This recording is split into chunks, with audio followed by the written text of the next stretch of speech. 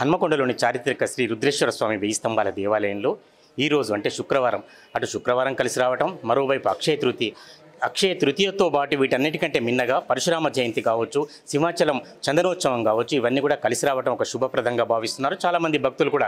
అంటే నగరంలోని చారిత్రక అనేక దేవాలయాలు కూడా ఇవాళ భక్తులతో కిటకిటలాడాయి. దీనికి సంబంధించి రుద్రేశ్వర వెయ్యి స్తంభాల దేవాలయంలో మనకు అర్చకులు మణికంఠ శర్మ ఉన్నారు. అసలు పరశురామ జయంతికి ప్రాధాన్యత ఏమిటి, ఈ రోజు ప్రాధాన్యత ఏమిటి, అక్షయ తృతీయ కూడా ఈ కార్యక్రమంలో ఇమిడి ఉంటుందని ఒకసారి వారిని అడిగి తెలుసుకుందాం. మణికంఠ గారు చెప్పండి. ముందుగా సుమన్ టీవీ ప్రేక్షకులందరికీ కూడా అక్షయ తృతీయ శుభాకాంక్షలు. అక్షయ తృతీయ అంటే చాలా మంచి రోజు. మనకు సంవత్సరంలో 5 రోజులు మంచిగా ఉంటాయి. దానికి ముహూర్తానికి తిథిరు వార నక్షత్రాలు చూడాల్సిన అవసరం లేదు. అందులో ఒకటే అక్షయ తృతీయ.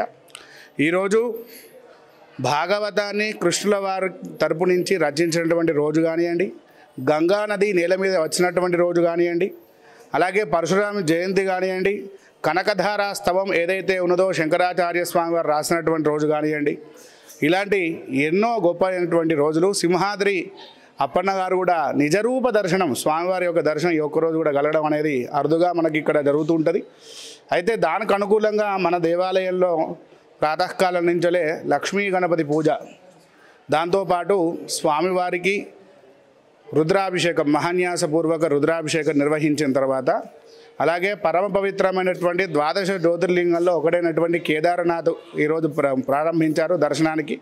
కాబట్టి స్వామివారిని ఇక్కడ కేదార్నాథ్, సింహాచల కేదారనాథునిగా అలంకరించడం జరిగింది. అటు సింహాచల క్షేత్రంలో ఉన్నటువంటి నరసింహస్వామి అవతారం ఏదైతే ఉన్నదో దానిగా, అలాగే కేదార్నాథ్లో ఉన్నటువంటి లింగ రూపంలో, 2 రూపంలో ఇక్కడ అలంకరించడం జరిగింది. దీని యొక్క ముఖ్య ఉద్దేశం ఏంటంటే, ఎప్పుడైనా ఎవరైనా దైవాన్ని నమస్కారం చేసుకుంటే దైవత్వాన్ని చూడాలని కానీ ఇక్కడ విష్ణుమూర్తి శివుడాన్ని చూడకూడదు అనేది ఇక్కడ యొక్క భావన.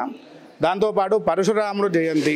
పరశురాముడు అంటే ఇదం బ్రాహ్మం ఇదం క్షాత్రం, తాన యొక్క బ్రాహ్మణత్వాన్ని నిలుపుకుంటూ తపశ్చక్రవర్తిగా ఉండి, అలాగే దేశ ధర్మానికి అందరూ కూడా ధర్మ మార్గంలో నడవడానికి క్షత్రియ ధర్మాన్ని కూడా స్వీకరించినటువంటి వ్యక్తి.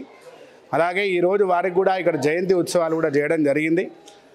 అందరికీ కూడా ఈ మాసం, వైశాఖ మాసం అంటే చైత్ర మాసం తర్వాత వచ్చేటి పరమ పవిత్రమైనటువంటి మాసం. ఈ మాసంలో మనం చూసుకున్నట్టుగా అయితే 12వ తారీఖు శంకరాచార్య స్వామి జయంతి కూడా ఉన్నది, రామానుజుల వారి జయంతి.